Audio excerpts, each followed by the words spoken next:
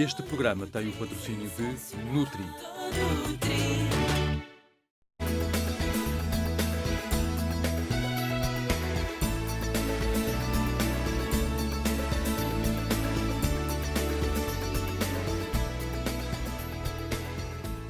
Começa aqui mais um Viva Saúde, o seu programa sobre saúde e bem-estar. Conhece os comportamentos de risco que levam ao consumo de drogas e substâncias prejudiciais ao nosso organismo?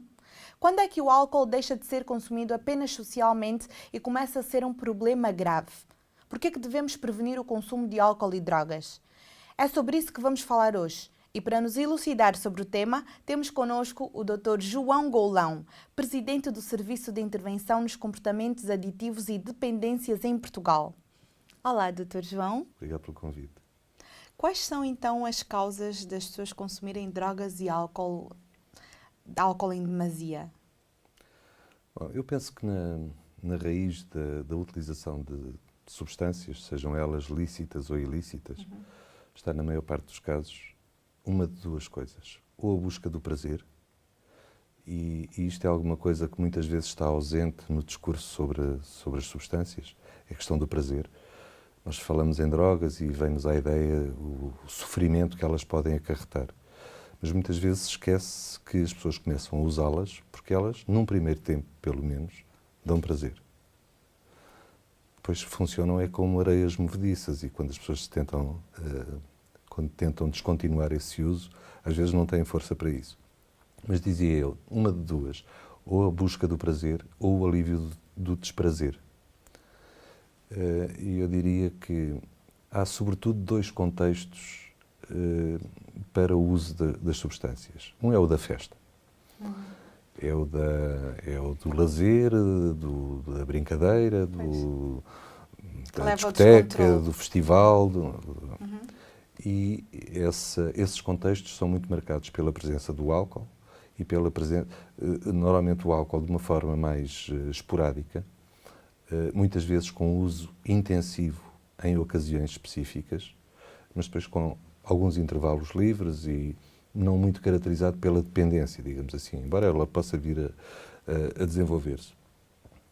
Ao nível das substâncias ilícitas, esse contexto é muito marcado pela presença dos estimulantes, ou seja, cocaína, êxtase, etc. Sobretudo os êxtases, não é? Exato. Depois, há o contexto do alívio do desprazer, muito ligado a fenómenos de marginalidade, de exclusão, de dificuldades várias, sejam de caráter social, económico, familiar, etc. E aí aparecem mais outro tipo de substâncias. O álcool, mais uma vez, mas com uma maior continuidade, maior frequência de utilização, e substâncias como a heroína, por exemplo, que foi durante muitos anos o inimigo público número um no nosso contexto. Felizmente hoje é menos utilizado, mas que marcou muito exatamente o uso de substâncias nesse contexto de dificuldades. Nesse caso, então, é para o alívio da dor. Para o alívio da dor. No sentido lato. Exatamente. Portanto, ou a busca do gozo, do prazer, ou o alívio da dor. E estas são, digamos que as motivações para o uso das substâncias têm a ver, por um lado, com graus diferentes de probabilidade conduzem à dependência e, por outro lado, o tratamento, quando se revela necessário, tem que ser pensado na totalidade das dimensões da vida daquela pessoa e não apenas na sua relação com a substância. Claro. Se nós tentamos descontinuar o uso de uma substância de alguém que a usa para aliviar o desprazer e não mexemos em tudo o que subjaz a esse uso, provavelmente teremos um insucesso nessa tentativa. É engraçado estar a falar sobre isso porque a questão que várias vezes se levanta é até que ponto se deve dar ao doente uma outra substância mais leve para atenuar o consumo da droga que ele tanto procura. Nós utilizamos com frequência medicamentos quando se trata de descontinuar o uso de uma substância. Normalmente não se promove a passagem das chamadas drogas duras para as chamadas drogas leves, até porque essa é uma designação que do ponto de vista científico não faz sentido. Claro. Aquilo que realmente importa é a relação que o indivíduo estabelece com a substância e não propriamente a substância em si, embora depois a abordagem terapêutica do uso de cada uma das substâncias tenha as suas especificidades. Porque há aqui fatores que complexificam esses tratamentos. Por exemplo, dizer-lhe que em relação à heroína, há um fator suplementar de complexidade, que é o facto de a pessoa que a usa desenvolver uma dependência física muito rapidamente. Por exemplo, pelo uso de uma vez apenas heroína, pode-se ficar logo addicted? Logo, imediatamente, digamos, dependente, não ficará. Mas há uma probabilidade de que tenha depois, e remeto outra vez para a história do prazer, há já a tentação de repetir o uso e, ao fim de meia dúzia de utilizações de heroína, a probabilidade de começar a ter carência, a ter necessidade física de a usar, vai se instalando. Portanto, as coisas são... Há substâncias, obviamente... Quais são as que mais dão vontade de permanecer com o uso? Não, de procurar? A que tem, de facto, um fator, uma capacidade de criar uma dependência física mais rapidamente é a heroína, são os opiáceos. Embora, por exemplo, a cocaína seja uma substância que, dizendo-se que apenas provoca dependência psicológica, o que é facto é que essa dependência psicológica é de tal forma intensa, o desejo de repetir a experiência é de tal forma intenso, que com grande probabilidade se continua e se vem a desenvolver a tal dependência psicológica que provoca uma compulsão à continuidade do uso. A dependência tem muito mais a ver com a busca ativa, com claro. a pessoa que quer tomar alguma coisa porque há um efeito esperado, que quer, se calhar já alguma vez experimentou. E acontece com alguma frequência as pessoas experimentarem uma substância, uma experimentação. É hoje sem exemplo, vou só perceber o que é que isto está. E gostam. E depois a coisa passa. Não continuam a usar. Mas há uma circunstância qualquer da sua vida em que tocam as campainhas todas e as pessoas se lembram de... Eu, naquela altura em que tomei aquela coisa, senti-me bem. Aquilo foi uma sensação agradável. Eu, da forma como me sinto, provavelmente iria melhorar se tomasse aquela coisa. E voltam lá. E aí é que está o perigo. E às vezes podem... Isso sim pode ter uma sequência, pode conduzir, de facto, a este estabelecimento de uso continuado, que conduz depois ao uso compulsivo. A pessoa não consegue estar, a substância adquire a centralidade na sua vida, toda a vida é organizada no sentido de conseguir aceder àquela substância. Comprar é evidente que é um fator de complicação destas coisas. Normalmente não há ninguém, ou é raro, haver pessoas que consigam suportar os custos envolvidos no uso continuado. Mas há exceções. Há pessoas com muito dinheiro. Eu tive alguns doentes que me diziam: o meu problema é que eu tenho muito dinheiro. E quando o dinheiro está a acabar, morre uma tia e lá vem mais uma herança. E a dificuldade dessa pessoa, que me lembro em concreto que dizia isso, em parar, era tendo meios para aceder à substância. Gostando da substância, gostando das sensações que ela lhe proporcionava. Claro. Mas tendo em simultâneo uma relação de amor-ódio, porque se sentia escravizado. Pois. Tentar libertar-se, mas pronto. Aliás, eu acredito que um dependente é uma pessoa permanentemente dividida entre o desejo de consumir e o desejo de parar. E depois há circunstâncias que podem precipitar um movimento no sentido da paragem, como há circunstâncias que podem ocasionar que alguém que está parado venha a recair. Portanto, há aqui campainhas de sinais que, num sentido ou noutro, podem precipitar a evolução da situação. Há tanta coisa que eu lhe quero perguntar, Força. Mas não vamos esgotar já o tema. Tenho agora uma peça para lançar e já vamos voltar à conversa. Ok, vamos ver. O Viva Saúde foi saber se algumas pessoas sabem quais são os efeitos nocivos do consumo excessivo de álcool e drogas. Vem a ver o que descobrimos, que nós voltamos já a seguir.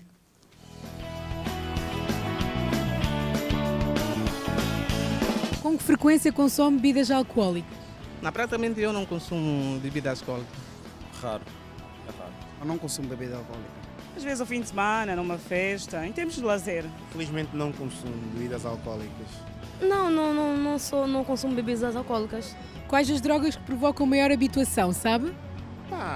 Já ouvi falar que a cocaína tem esse efeito, né? Que experimenta-se uma vez e nunca mais se deixa. A bebida mesmo em si, né? A bebida, o crack. Houve uma altura que andava viciada nos comprimidos para enxaqueca. Não chega a ser uma droga, mas acaba por ser um vício. Às vezes uma dorzinha, a pessoa cria um certo vício. As drogas não sei porque não uso. Falam hoje só se fala da cocaína, do charro, mais ou menos isso. E conhece quais os comportamentos de risco que levam à toxicodependência? Olha, eu acho que são vários. E um deles, né, o principal, acho que tem a ver com o ambiente em si, não é? Amigos. Normalmente é a companhia das pessoas, não é? O Dr. João Golão continua connosco para nos tirar todas as dúvidas. Quer ver a sua aqui esclarecida? É simples. Basta entrar na nossa página do Facebook. Deixe-nos o seu comentário. Veja as notícias de saúde que deixamos para si e faça como a Joana Vieira, que nos colocou a questão. Quais os comportamentos de risco que podem conduzir a uma dependência? Pode responder-nos, doutor. Não é fácil. E quando diz que vou esclarecer todas as dúvidas, quem me dera que alguém esclarecesse também as minhas em relação a trabalhar há muitos anos nesta área, mas tenho muitas dúvidas também. Quanto aos comportamentos que podem conduzir à dependência, primeiro princípio básico, só fica dependente quem consome. Claro. A única forma verdadeiramente eficaz, a 100%, que as pessoas não venham a desenvolver uma dependência é não consumir, não experimentar. Portanto, doutor, vou lançar já um apelo aí para casa. Não experimente. Não é que vá logo ficar com a dependência no primeiro ato. Mas, é como o doutor referiu, pode, à partida, ter vontade de voltar a sentir aquele bem-estar, aquele prazer que pode ou não ter no primeiro impacto e depois, aí sim, desenvolver a dependência. Portanto, não experimente. Para que experimentar? Não tenha essa curiosidade. Desculpe, doutor, continue. Acho que sim, acho que essa é de facto a grande mensagem, porque são conhecidos. É importante, é curioso que os efeitos das substâncias, o conhecimento acerca da dependência e do efeito devastador que tem na vida das pessoas é por demais conhecido. Mas toda a gente tem a ilusão de que é mais esperto que o outro. É. E de não, comigo não, eu não vou ficar eu sou mais, eu dependente. conheço, tenho N amigos que têm problemas, mas comigo não vai acontecer. Eu sei, eu sou mais esperto, eu vou conseguir usufruir no contacto com esta substância daquilo que ela tem de bom para me dar, sem levar com os efeitos negativos. Isto não há ninguém, não há super-homens nem super-mulheres nesta relação com as substâncias. Esta é uma das primeiras questões que é importante saber. Portanto, por um lado, não experimentar não traz nenhuma mais-valia ao conhecimento. Não acrescenta valor. Não acrescenta valor, de facto, tendo em conta os riscos que todos sabemos que existem. Portanto, a ideia de que eu sou super-homem ou super-mulher que vou conseguir usufruir é também um erro, digamos assim, comum.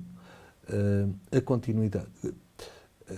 É importante que as pessoas sintam ou identifiquem os sinais de alerta, as campainhas que podem tocar, quando começam a perceber que há isto, no caso de haver um uso e com alguma continuidade, que aquela substância ou aquelas substâncias, porque os policonsumos estão cada vez mais presentes na nossa sociedade, nos hábitos da nossa juventude e não só, porque isto não é um fenómeno apenas de juventude. Pois. Os policonsumos em que o álcool está quase sempre presente, depois associado com, digamos, com uma geometria variável de uso de outras substâncias, nomeadamente substâncias ilícitas. Quando as pessoas começam a perceber que aquela ou aquelas substâncias estão a adquirir uma centralidade importante na sua vida, que começam a deixar de fazer algumas coisas para terem condições para consumir, deixam de sair com os amigos e preferem, em vez de estar com o outro, prefiro enfiar-me no quarto e ficar sozinho só com a substância. Com o álcool, por exemplo, quem bebe sozinho começa, se calhar faz sentido que identifique esse sinal como um sinal de alerta. Pois. Porque uma coisa é nós, enfim, usufruirmos de bebidas contendo social. álcool a nível social, estar com os amigos e num contexto festivo, ou seja o que for, ou de convivialidade, ou numa boa refeição, utilizar uma bebida alcoólica, outra coisa é eu enfiar-me no quarto, enfiar-me em casa e ir bebendo sozinho, portanto, na busca de uma sensação de alteração do meu estado de consciência. Pode ser mais ou menos ligeiro, mas em alguns casos é mesmo uma embriaguez que ocorre. É essa a intenção. Identificar o facto de que se eu saio, o meu objetivo, e eu ouço isto com frequência. Ainda ontem estava numa bomba de gasolina e eu vi 2 jovens na fila para comprar qualquer coisa e um dizia: amanhã faço o exame de não sei quê e à noite vou-me embebedar. Portanto, é alguma coisa com esse intuito alguma mesmo. coisa perfeitamente vou-me embebedar, é alguma coisa perfeitamente assumida e perfeitamente pré-determinada. O que é diferente de no tal contexto de convivialidade, eventualmente alguém abusar um bocadinho e ficar com o grão na asa. É diferente de dizer assim: eu vou sair de casa com esta fisgada, eu vou fazer isto assim.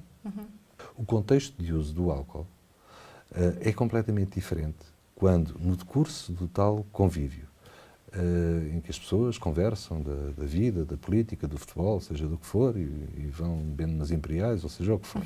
E se acontece alguém ficar com um grãozinho na asa, é diferente. Há inclusive um fator de proteção pelos outros, pelos circunstantes, que vão identificar aquilo: já bebeste mais, não pegues no carro, não, enfim, há qualquer coisa.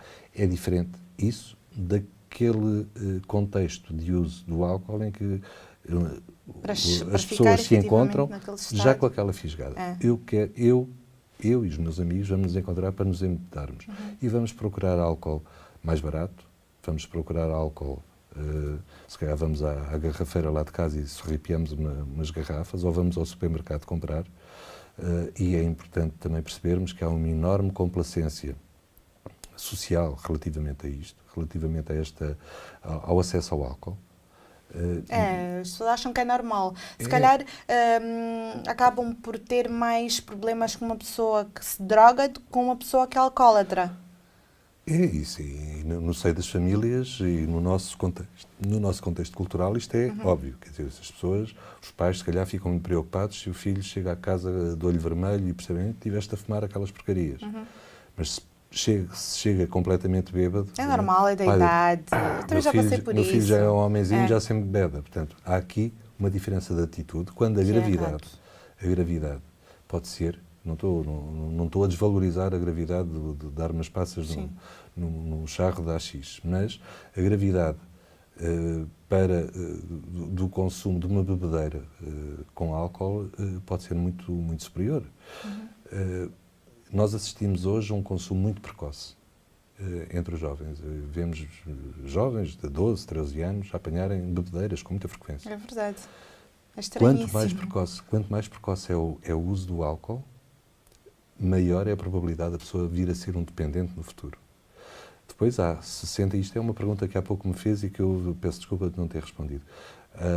Há cerca de 61 doenças identificadas como estando relacionadas com o consumo do álcool. Desde patologias a nível cardíaco, cerebral, hepático, etc. Variadíssimas. E não só, né, doutor? Acho que se uma pessoa começa a consumir o álcool mais cedo, também acaba por não desenvolver, se calhar, tanto Exatamente. a nível físico, intelectual, Exato. uma criança. E há uma série de consequências que ocorrem para a sua vida, como seja o insucesso escolar, o abandono escolar precoce, acidentes de viação, mas não só, violência ocasionada pelo uso do álcool, relações sexuais não protegidas, ocasionando gravidezes indesejadas ou doenças sexualmente transmitidas. Enfim, há uma série de coisas. Além de que todos os fins de semana, pelo menos, ou nas noites de sexta, noites de sábado, aparecem inúmeras situações de comas alcoólicos nas urgências hospitalares, por jovens, muito jovens. Como é que uma pessoa chega ao coma alcoólico? Porque é um padrão completamente novo na nossa sociedade. Isto é um fenómeno recente, beber desta forma, chamado binge drinking, com o objetivo exclusivo ou pré-determinado de atingir a embriaguez. E depois as pessoas não conhecem os seus limites, não têm a experiência também de perceber quando é que começam a entrar numa situação de risco. Portanto, há aqui uma série de consequências que são importantes Eu penso que acresce, mas estando nós no canal onde estamos, eu gostaria de dizer que não sou um conhecedor da realidade africana, mas as informações que temos é que acresce a estes padrões de consumo uma realidade em alguns países africanos que tem a ver com a circulação de álcool contrafeito, álcool falsificado. Pois, existe que bastante. aumenta ainda a gravidade e a Marcas perigosidade. falsificadas. A perigosidade Aumenta desta... até que ponto e porquê? Aumenta porque o álcool é também um álcool que é utilizado na produção dessas bebidas alcoólicas, é um álcool falsificado com um álcool, enfim, diferente do etanol e com propriedades de agressividade para o fígado, nomeadamente, muito superiores àquela que tem o etanol. Levam Portanto, mais facilmente à cirrose. mais facilmente à cirrose, mais facilmente às lesões hepáticas irreversíveis, mais facilmente às lesões cerebrais. Portanto, é um fator suplementar de preocupação relativamente àquilo que eu julgo saber da realidade africana. Considera que o abuso do álcool seja hoje em dia um problema social? Sim, é um problema social, é um problema de saúde pública. Bastante recorrente. Bastante recorrente e, sobretudo, entre a juventude, começa a ser um dos principais motivos de morte ou de doença grave e de incapacidades e, como dizia, os tais acidentes, a violência, acidentes de viação, etc., são, em grande medida, ocasionados pelo abuso do álcool. Eu gostaria de dizer que não sou um fundamentalista relativamente ao uso do álcool e que acho que é importante que as pessoas aprendam a conviver com uma substância que está presente na nossa cultura, está presente aqui, como está presente nos países africanos. O que é importante é que as pessoas consigam conviver com a presença desta substância no seu seio de uma forma equilibrada, Tendo em atenção uma série de complicações que se pretendem evitar. Isto passa também pela aprendizagem do uso de bebidas alcoólicas e pelo apelo a uma... que é curioso que até os produtores e distribuidores de bebidas alcoólicas que trabalham connosco estão a desenvolver mensagens de apelo ao uso com moderação. Tem aqui, inclusive, algumas coisas que trouxe para mostrar lá para casa, não é?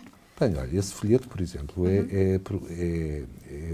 foi desenvolvido, foi publicado por uma empresa de distribuição de bebidas alcoólicas, que, assumindo o seu compromisso social, está associado ao Fórum Nacional Álcool e Saúde, que é uma organização promovida pelo meu serviço, e em que organizações de vários tipos, sejam organizações estatais, sejam organizações não governamentais, sejam mesmo produtores e distribuidores de bebidas alcoólicas, assumem o compromisso de dar o seu contributo para a redução dos problemas ligados ao álcool.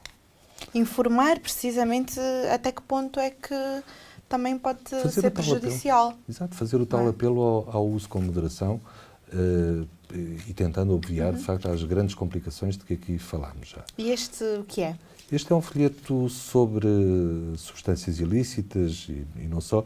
É uma frase que o IDT Energia usa só a tua. Usa só a tua. Energia usa só a tua. Portanto, não falamos aqui de drogas, mas dizemos assim, não precisas de aditivo nenhum para encontrar dentro de ti a energia que necessitas para te divertires, para estares bem com os amigos e com a vida, de uma forma geral. Este é também para as discotecas. Este do CD é muito dirigido aos espaços de diversão noturna. Temos uma série completa com a descrição dos efeitos das diversas substâncias. Trouxe apenas o do álcool. Aquele outro é um folheto também alusivo ao uso de substâncias. Queria que deixasse uma mensagem para quem não tem tantos cuidados com o álcool ou para quem já se estreou no consumo de drogas. Bom, começando pelo álcool, se não se importa, há assim 3 mensagens que estão perfeitamente consensualizadas com todos os nossos parceiros e que eu acho que são importantes de dizer. Primeiro, grávida não bebe. Grávida ou lactante, portanto, mulher que está a amamentar, não bebe álcool, não deve beber álcool. Porque as consequências para o bebê que aí vem ou que está a mamar podem ser extremamente perniciosas, podem ser extremamente graves. Esta é a primeira e esta não oferece, não é bebe menos, bebe assim, não bebe bebe. pouco, não bebe. Segunda, se conduzir não beba, se beber não conduza. Esta é uma máxima também extremamente É uma frase divulgada, ouvida, mas as pessoas ainda não interiorizaram. Ainda não foi interiorizado. Não. E continua a ser, talvez o assassino público número 1, exatamente a condução sobre o efeito do álcool. Terceira, jovem com menos de 18 anos não deve beber. E o exemplo é fundamental naquilo que tem a ver. O exemplo que as pessoas encontram em casa é fundamental naquilo que é a relação que podem vir a estabelecer com as substâncias. Quanto às outras, quanto às ilícitas, eu diria também que repetir um bocado a ideia de que enunciei há pouco. Só fica dependente de quem consome. Só fica dependente de quem experimenta, quem dá uma oportunidade àquela substância para que venha a escravizar-nos. Portanto, a verdadeira forma eficaz de não ficar dependente é não usar, não dar essa oportunidade à substância. Se a pessoa começar a sentir que o uso de uma substância começa a introduzir-se de forma insidiosa, a ocupar uma centralidade na sua vida, peça ajuda o mais precocemente possível. É isto que gostaria de deixar como mensagem e resultado, do trabalho que um grupo muito alargado de profissionais que tenho a honra de liderar neste momento. É isso que nós gostaríamos, que as pessoas pedissem ajuda logo que sintam que estão a ficar escravizadas por estas substâncias. E nós tivemos muita honra em recebê-lo cá hoje na Casa do Viva Saúde. Esperamos tê-lo aqui numa próxima oportunidade a falar sobre um outro tema, doutor. Ok, muito obrigado, com todo o gosto. Obrigado, César.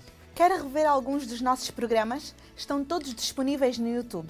A prevenção está sempre associada à informação. Fica a saber tudo sobre os temas que mais lhe interessam. E agora, já sabe, vou deixá-lo com o Tome Nota. A busca do prazer, o ambiente de festa, a marginalidade ou a exclusão social são alguns dos motivos que levam ao consumo de álcool e drogas. Estas substâncias criam dependência física, causam excitação ou mesmo alucinações. Podem resultar em doenças cardíacas ou hepáticas, lesões cerebrais e, no caso do álcool, levam mesmo a uma cirrose. Existem inúmeros tipos de drogas. Anfetaminas, éxtase, cannabis, heroína ou cocaína são apenas alguns exemplos. No tratamento são utilizados medicamentos e apoio psicológico, que é adaptado às características da substância consumida. Contudo, este processo é sempre caracterizado por recaídas. Não consuma drogas, beba álcool apenas socialmente e não caia na dependência. Anotou o mais importante de hoje? Porque não aproveita e no final do programa visite o nosso blog em rtp.pt/Viva Saúde. Lá pode encontrar informações sobre os próximos temas a abordar, quais os especialistas convidados e muito mais. Deixamos encontro marcado para o próximo programa. Já sabe que estamos aqui no seu canal da Diáspora à segunda e à sexta-feira. Viva bem, viva saúde! Procure dormir bem, 8 horas por dia pelo menos. É fundamental.